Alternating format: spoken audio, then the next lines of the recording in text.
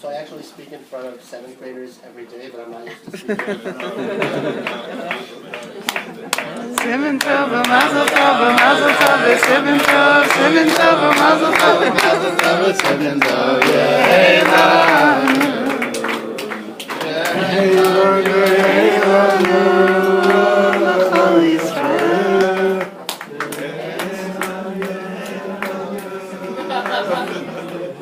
Tough crowd, tough crowd. I think that usually happens a few times. No, that's it. Okay, so I'm not. So I actually teach. I teach in front of 7th graders every day. I'm not used to speaking in front of real people. So forgive me if I'm a little bit whatever.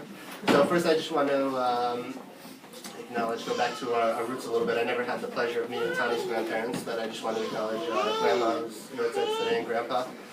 And Bubby and Zadie, who I've heard a lot about all of them, but I haven't, I did not have the good fortune to meet them, and Aliza, who's in Florida, so she's not with us today, but hopefully will be with us at the wedding.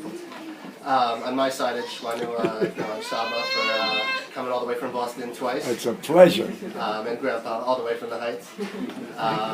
And just acknowledge, really just to go back to the roots and just to appreciate, you know, where I came from and where Tani came from. Just to acknowledge my grandmother, Shoshana, whose birthday is coming up, and Grandma. So I just want to start with that. Then the Wolves, I just want to thank them for being so welcoming, and I just feel so at home when I'm here and when I'm with them. And I realized over Shabbos that I now have 6 mothers. I had the best mother to start with, but now I have 5 extras. So just the story behind that is I was planning on dry cleaning my suit for the wedding. Apparently that wasn't good enough, so Tani told me I need to get a new suit. I told you that also. My mother also told me, 6 mothers. And by the end of Shabbos, I found out that I'm apparently buying 8 suits for the wedding and 6 new shirts. So the good news is I don't need to dry clean this anymore.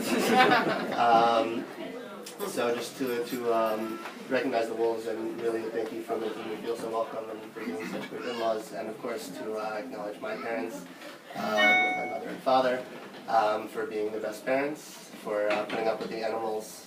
If you don't know what that means, you can find out afterwards. And just my family in Israel, my extended family, and Tani's extended family. And I would like to thank Asher for he's really made a pretty big impact on my life. He introduced me to Impossible Road. If you don't know what that means, you can find out afterwards. But thank you, Asher, for that, and for introducing me to Tanya, of course, to Asher and Shoshi. Greatly appreciated. So the Shabbos Malkasa by Rav Pincus, it's a sefer about Shabbos, the kind of like the muster behind Shabbos. So in his introduction, I'm mostly speaking about the introduction because I tend to start books and then not finish them, so that's really all I got up to. But in his introduction, he speaks about Shabbos and how Shabbos, the idea behind Shabbos is, it's really a holiday, but there's no mitzvah to the holiday per se. There are a lot of, Shavuos is similar in that way. And most of the holidays, Rosh Hashanah, Sukkot, Pesach, they all have mitzvahs connected to them. Shabbos doesn't. And the idea behind Shabbos, and really the Jews as a nation, also he speaks about how we don't have our own characteristic. We obviously have our own, our own traits, and we're great people. But our characteristics are kind of just like that. We're able to just go with the flow and absorb whatever kedusha God had to give us, and our ability to kind of nullify ourselves to other things is what makes us a nation able to be receptive to the Torah. So the idea on Shabbos, and it's connected to Shavuos, is that Shabbos doesn't have a mitzvah, because the way to really connect to God in the most positive way is to kind of clear ourselves and clear our day and make ourselves empty in order to fill ourselves up with kedusha and godliness. So there are a lot of things I could say about Tani. I'm going to say a lot of them. I could speak about how nice she is, beautiful she is, how bright she is, and how much she cares about her friends and her family and her nieces and nephews, and how important Torah is and all that. But there's one trait I really think that anyone who knows Tani knows that she really is, really exemplifies who she is.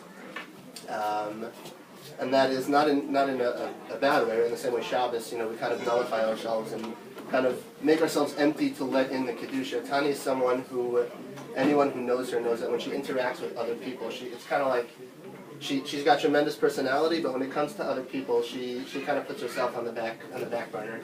And her one concern really, and her focus in life is just making people happy, and that's why she's such a great friend and such a great sister to her sisters and aunts, to her nieces and nephews. She's someone who really, she's able to just focus on the other people around her.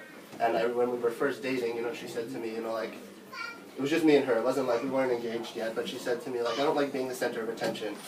And I really get what she meant. But I think what she meant was, and she probably didn't even realize it, is she doesn't like having people focus on her. There's a lot to focus on, but in her mind, it's really just, how can she focus on other people and how can she make other people happy? And if you don't know her, you should get to know her, because anyone who does knows how true that is. So I'll just give us a bracha that we continue to grow together, that I would continue to learn from her and her amazing traits, and enjoy the party.